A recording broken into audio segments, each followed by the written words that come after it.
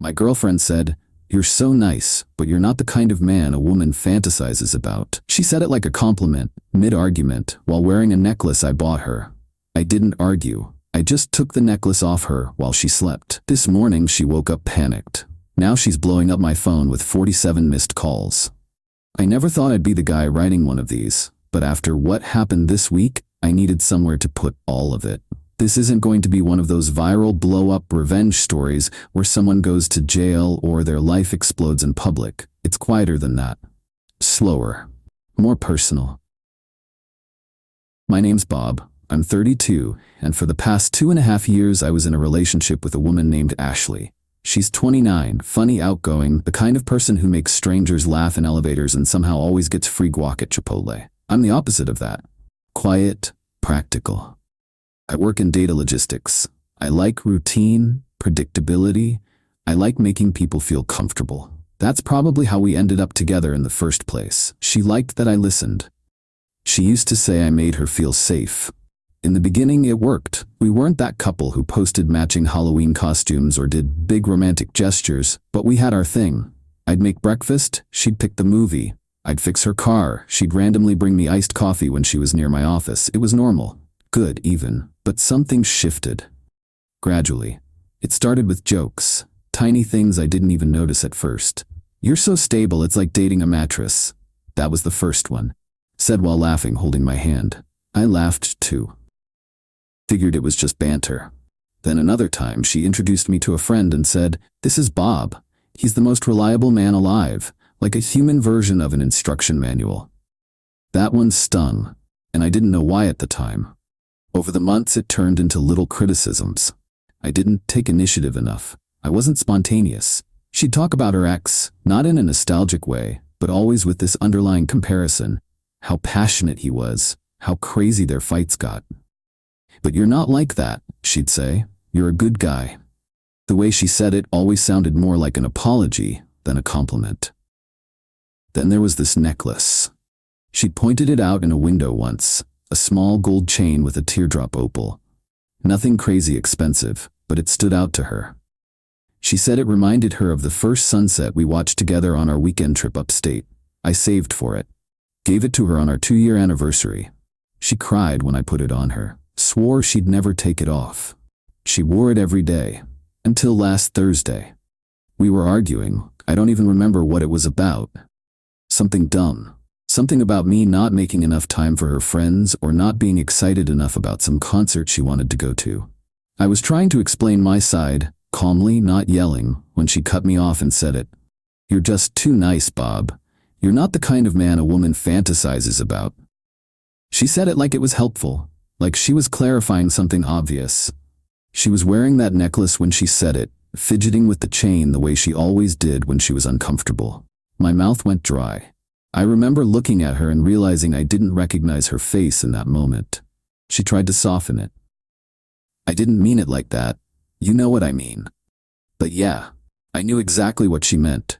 I didn't say anything, didn't get angry, just nodded. She thought I was shutting down, retreating the way I usually do when we hit a wall in a conversation. She even hugged me before bed, like nothing happened. Said, "You know I love you, right?" I didn't say it back. That night, she fell asleep before me. I laid next to her for maybe an hour, watching the ceiling fan spin. Then I did something I've never done before. I reached over while she was asleep and unclasped the necklace from her neck. She didn't stir. I put it in my nightstand drawer. Then I laid back down, still awake, listening to her breathe. The next morning, she woke up around 9, like always. I was already up. I usually make coffee for both of us and read the news on my phone at the kitchen counter before work. That day, I didn't make her a cup. I just sat there, scrolling the same article over and over, not reading a word. She walked into the kitchen barefoot, yawning, wearing my hoodie. For a second, it felt like any other morning. Then she reached up and touched her collarbone. I saw the exact moment her face changed. She spun around and walked back to the bedroom. I heard drawers open. The closet. Her voice was normal at first, maybe talking to herself, but then she came back down the hall. "Babe, did you see my necklace?"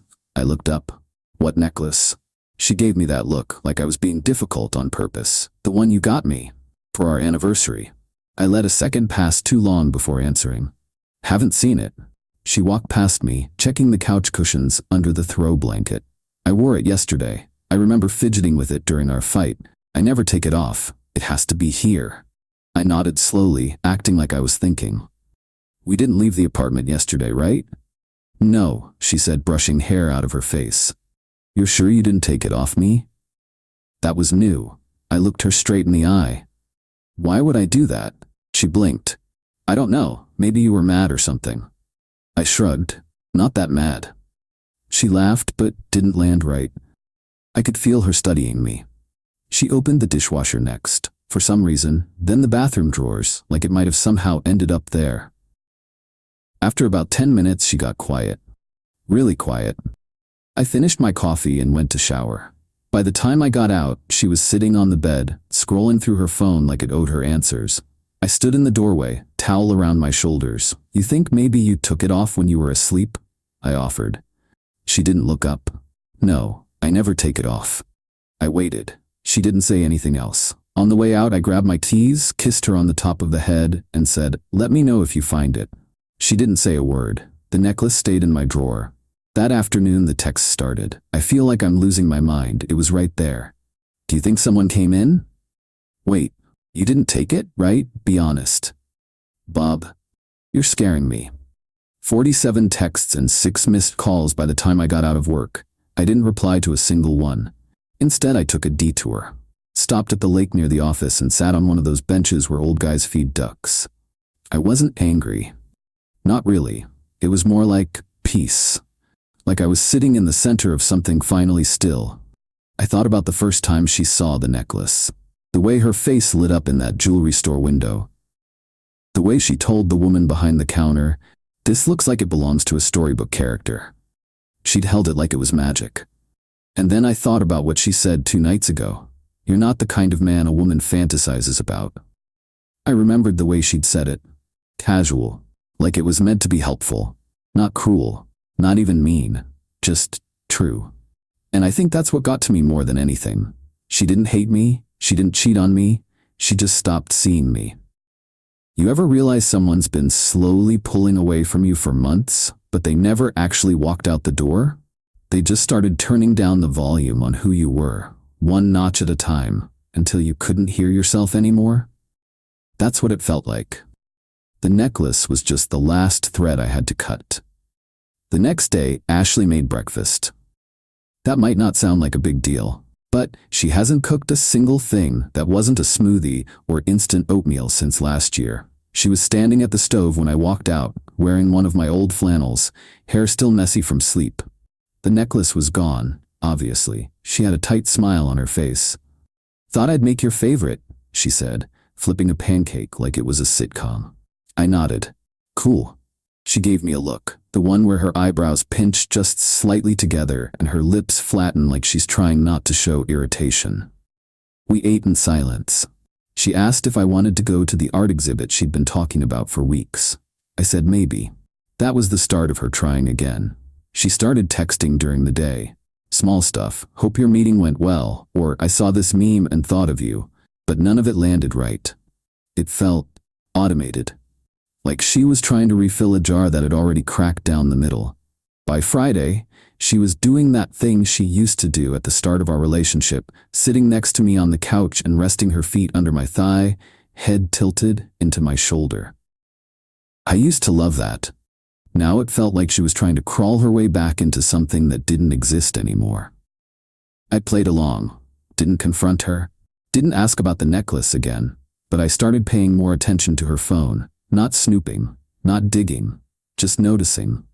She was always careful about locking it, but one night she fell asleep with it in her hand.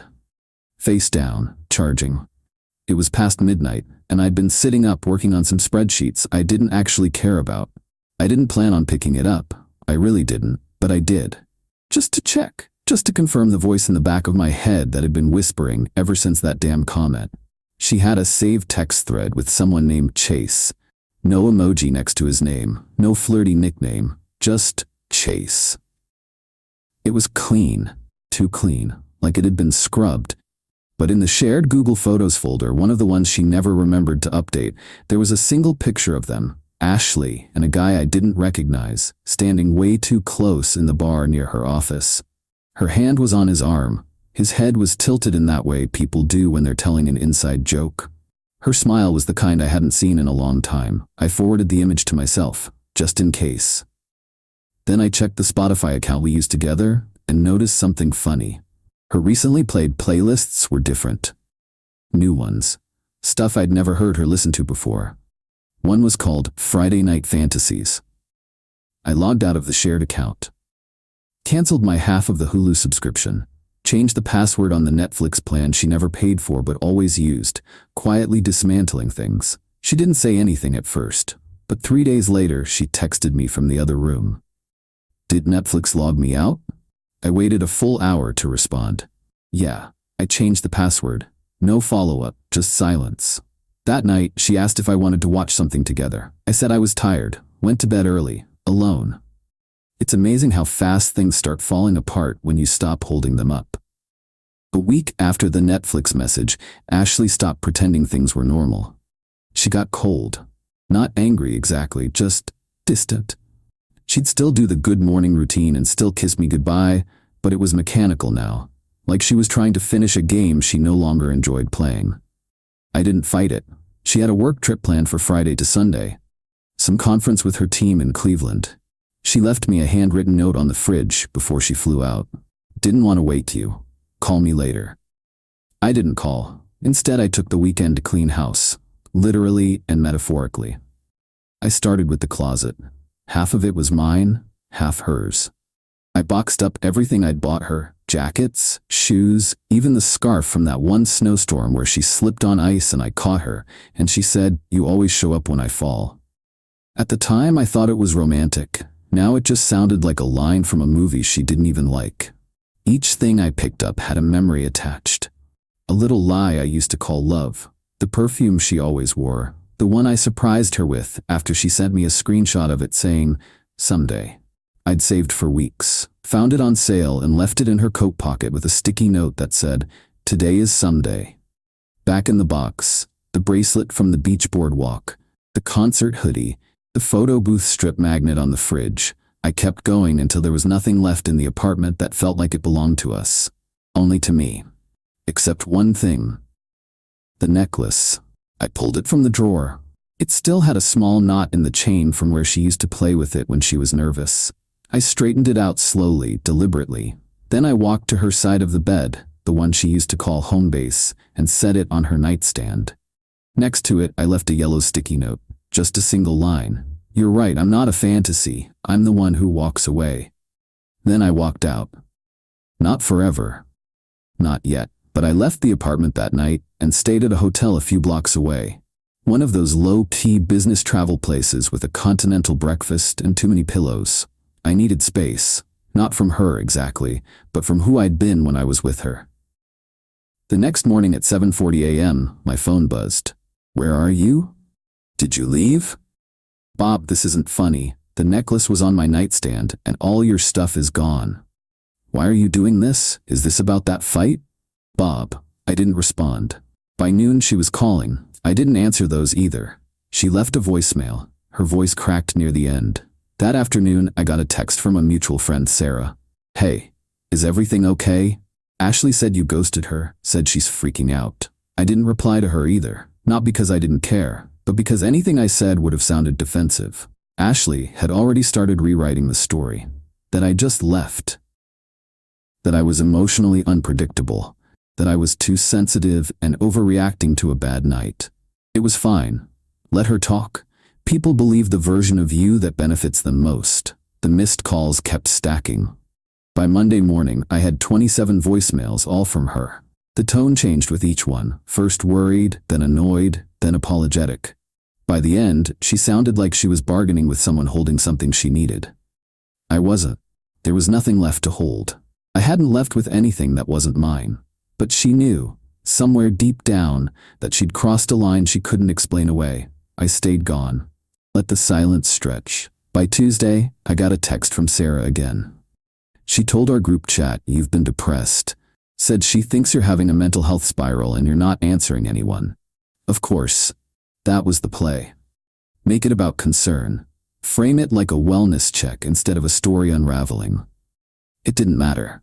I waited until Wednesday night, then posted a single photo to a private Instagram story. Close friends only. Maybe 20 people on there. Ashley was one of them.